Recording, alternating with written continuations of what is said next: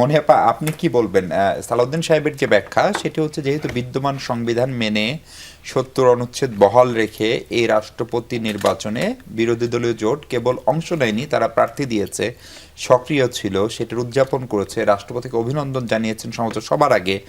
ফলে সব মিলিয়ে তো আসলে তাহলে তার ওই সংবিধান সংস্কারের যে ধারা বা যে কথা জামাত ইসলাম এবং এনসিপি সহ বিরোধী দল বলে সেটির কি আর কোনো অস্তিত্ব থাকলো, অথবা গণভোটের কি আর কোনো উপযোগিতা থাকলো এই সংসদে আপা?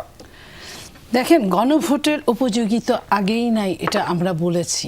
এটার সাথে এটার কোনো সম্পর্ক না, বরং আজকের দিনটাকে আমি অন্যভাবে দেখতে চাই। এই কারণে বিরোধী দল ভোট দিলেও যা হতো, না দিলেও তাই হতো। বিরোধী দল ক্যান্ডিডেট দিলেও বিরোধী দল জানে যতগুলো ভোট পাওয়ার ততগুলোই ভোট পেত।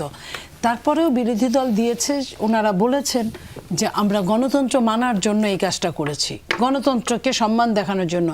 তো এই গণতন্ত্রের জন্যই তো এত রক্তক্ষয়ী আন্দোলন, এত যুদ্ধ, এত কিছু, এত এত মানুষের প্রাণ চলে যাওয়া। সংসদে দুইজন প্রার্থী দাঁড়াবেন, আমরা জানবো একজন জিতে যাবে, এটার জন্য আপনার ভোট, আপনি তো জানেন আপনি কতগুলো ভোট পেয়েছেন। আপনার ৭০-এর যেটা ৭০ অনুচ্ছেদ, সেখানে কিন্তু আপনার বলা আছে যে এটা কিন্তু সবাই মিলে ঠিক করা, আপনার সংস্কার কমিটি, সেখানে কিন্তু বলা আছে অর্থ বিল এবং ভোট, এই দুইটা ছাড়া অন্যগুলো চেঞ্জ হবে। আমি আমার দলের আরেকজন এমপি মহোদয়ের সমালোচনা করতে পারবো, আমি ওপেন বক্তব্য দিতে পারবো, এগুলো হবে শুধু অর্থ বিল এবং এই ভোটটা ছাড়া। তো এটা হলে আমি তো বলতেই পারি আমি কত ভোটের অধিকারী, আমি বলতে পারি না আমার কোনো সমস্যা হলে। যে ৭০ অনুচ্ছেদ সালাউদ্দিন সাহেব স্বরাষ্ট্রমন্ত্রী তিনি বলছেন যে পরবর্তী নির্বাচন, রাষ্ট্রপতি নির্বাচন এর আগেই ৭০ অনুচ্ছেদ সংশোধন করা হবে। এই ৬ মাসে সেটি করলে কি সংকটটা হতো? আপনার এইটার তখন চিন্তাও ওইভাবে আসে নাই, কারণ রাষ্ট্রপতির পদটা যখন শূন্য হয়েছে তখনই রাষ্ট্রপতিটা এখানে আরেকজনকে আসতে হবে, এটাই স্বাভাবিক। এখন আপনার মাত্র এই সরকার আসার পর মাত্র দুটো অধিবেশন গিয়েছে।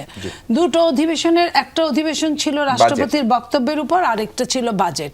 এর মধ্যে যতগুলো আপনার পেরেছে সংস্কারের আপনার অধ্যাদেশগুলো বিল আকারে পাশ করেছে, তো চেষ্টা করেছে, এবং যেগুলো পারে নাই সেগুলো নিয়ে বলা হয়েছে যে আস্তে আস্তে যে কঠিন ব্যাপারগুলো আরও আলোচনা মাধ্যমে চুলচেরা হিসেব করে সেটা ভোট দেওয়া হবে। আর দ্বিতীয়ত নোট অফ ডিসেন্ট যেগুলো ছিল, এটা আপনারা সবাই জানেন, এটা আগেই বলা হয়েছিল যে নোট অফ ডিসেন্ট এগুলো আবার আলোচনা সংসদে উঠবে, সংসদ যদি চায় তাহলে পাশ হবে, না চাইলে পাশ হবে না, তাহলে তো কথা ক্লিয়ার। আর এই যেটা নিয়ে কথা হচ্ছে যে শপথ নেওয়াটা, দুইটা শপথ নেওয়া শুধু সালাউদ্দিন সাহেব কেন বলবেন? আপনার এই শপথ নেওয়ার পরে আপনার স্বাধীন মালিক, আপনার আরও কয়েকজন অ্যাডভোকেট ব্যারিস্টাররা, তারা কিন্তু বলেছেন যে একসঙ্গে একই দিনে দুটো শপথ নিলে একটা শপথ কিন্তু আগের শপথটা ভঙ্গ হয়ে যায়। তারপরেও কিন্তু বিএনপি কিছু বলে নাই। তাহলে তো বিরোধী দল সংসদে থাকেই না। এই জন্য আপনার এত কষ্টের গণতন্ত্রের জন্য বিএনপি হয়তো কিছু বলে নাই, কিন্তু এটা তো সত্যি যে তার ওই শপথের কোনো কিছু এটাতে হয় না, ভ্যালিডিটি নাই।